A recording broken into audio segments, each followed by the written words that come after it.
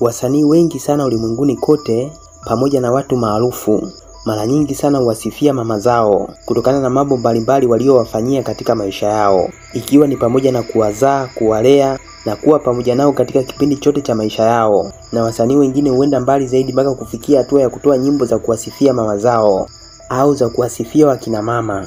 Na kwa miaka mingi sana hakuna msanii yoyote yule duniani ambaye alitoa nyimbo ya kumsema vibaya mama yake. Lakini mambo yalikuwa sio mambo mnamo mwaka 2001. Kwa sababu rapa aitwaye Eminem aliweka rekodi ya kuwa msanii wa kwanza kuandika nyimbo ya kumsema vibaya mama yake.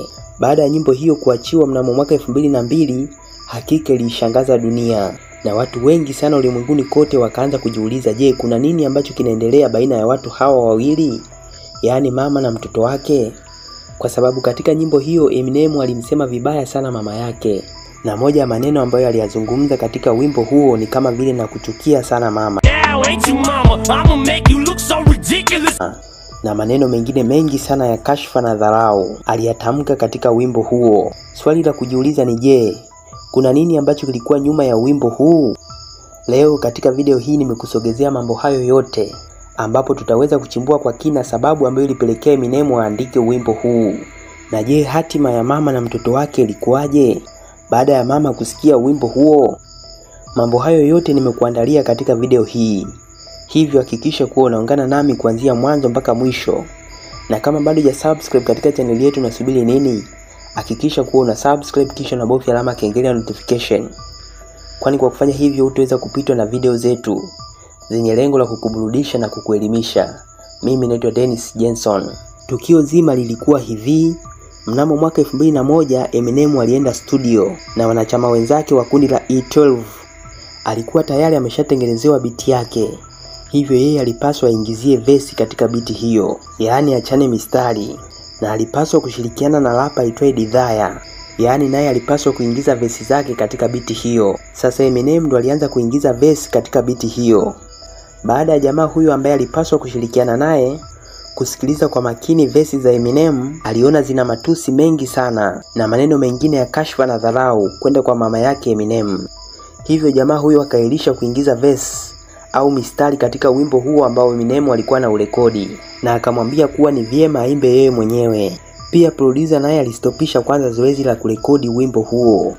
Akaamua kumpigia simu bosi wake na kumweleza kile ambacho Eminem anataka kukiimba katika wimbo huo, na bosi huyo ni Dr. Dre.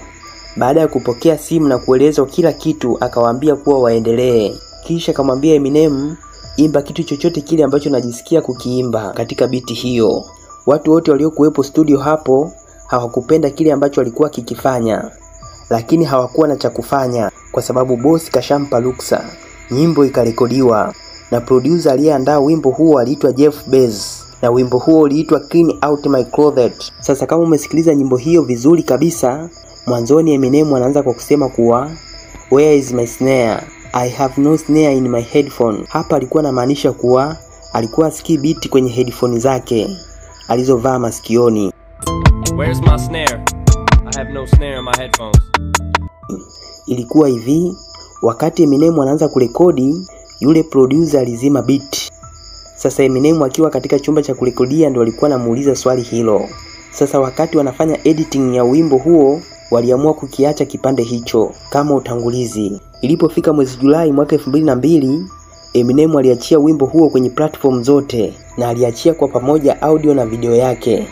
Baada tu ya kuachiwa kwa wimbo huu, ulifanya vizuri sana ulimwenguni kote na ulijizolea mamilioni ya watazamaji katika platform zote. Mpaka hii leo katika mtandao wa YouTube, wimbo huu una zaidi ya watazamaji milioni 438 na una miaka 15. Wimbo huu uliibua maswali mengi sana kwa watu. Wapo baadhi yao walidai kuwa mwanamuziki huyu alikuwa anataka kiki na umakini kutoka kwa watu. Lakini katika verse ya 3 Eminem aliweka wazi kuwa hakumsema mama yake vibaya kwa sababu ya kutaka kiki au public attention. Sasa watu wakaanza kufuatilia kwa kina ili waweze kufahamu, je, kuna nini ambacho kinaendelea baina ya Eminem na mama yake ambaye jina lake ni Deborah Nelson. Baada ya watu kuchunguza kwa makini, walikuja kubaini kuwa Eminem na mama yake walikuwa hawana mahusiano mazuri. Pia katika moja ya mahojiano ambayo Eminem aliwahi kufanyiwa, alidai kuwa mama yake huyu alikuwa anamlea vibaya sana na kuna namna alimfanya yeye aamini kuwa huenda na ugonjwa wa akili. Pia aliendelea kwa kusema kuwa mama yake huyo alikuwa ni mtumiaji wa madawa ya kulevya na alikuwa addicted kabisa na madawa hayo. Hivyo mara kwa mara alikuwa anampiga na kumfanya jihisi mpweke. Pia alimfanya akose kujiamini kabisa. Sasa baada ya Eminem kupata umaarufu, mama yake huyo akawa anataka kumtumia yeye kwa ajili ya maslahi yake binafsi. Hapo ndipo Eminem alipoanza kumtaja katika nyimbo zake na akaanza kumtukana mama yake katika nyimbo hizo. Ilipofika mwaka 1999, mama yake Eminem alienda mahakamani kumfungulia kesi mwanae. Kesi hiyo ilikuwa ni ya madai ya dola za Kimarekani milioni 10 kwa kosa la kumtukana mama yake kwenye wimbo wake wa My Name Is. Hata hivyo hakimu alimwamuru Eminem amlipe mama yake dola za Kimarekani 25,000. Lakini jambo la kushangaza na kufurahisha kidogo ni kuwa dola 23,000 walizichukua wakili wa mama yake. Ilipofika mwaka 2000, Eminem alitoa wimbo wa kumsema wakili wa mama yake. Kwa nini alichukua pesa hizo zote? Ugomvi baina ya mama na mtoto wake ulidumu kwa miaka kadhaa. Ilipofika mwaka 2013, Eminem alimsamehe mama yake na mama yake alimsamehe mwanae. Na ndipo Eminem alipoingia tena studio na kutoa wimbo wa kumuomba msamaha mama yake. Na kaidi kutoutumia tena wimbo wake huo ambao aliutoa mnamo mwaka 2002. Pia alidai kuwa kila akisikia wimbo huo unapigwa mahali popote pale, basi unamfanya jisikie vibaya sana, kutokana na kitendo alichokifanya cha kumtukana mama yake. Ilipofika tarehe 2 mwezi Septemba mwaka 2024, mama yake Eminem alifariki dunia. Na sababu ya kifo chake ilikuwa ni kansa ya mapafu. Inaelezwa kuwa Eminem alishughulikia kila kitu, kuanzia gharama za hospitali pamoja na mazishi ya mama yake. Mwamba huyu alizaliwa mnamo tarehe 17 mwezi Oktoba mwaka 1972. Hivyo mpaka hivi sasa mnamo mwaka 2025 ana umri wa miaka 53 na amebahatika kupata watoto 3. Eminem ni miongoni mwa marapa wakali wa muda wote kwa sababu amefanya mambo mengi sana katika industry ya muziki ulimwenguni. Usisahau kuniandikia maoni yako kwenye sehemu ya comment kuhusu video hii. Asante sana kwa kuwa nami kuanzia mwanzo mpaka mwisho. Kama bado hujasubscribe katika channel yetu, unasubiri nini? Hakikisha kuwa una subscribe kisha na bofya alama kengele ya notification.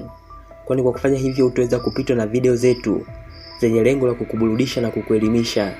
Mimi naitwa Dennis Jenson na kutakia wakati mwema na tukutane tena kwenye video nyingine. Asante na kwaheri.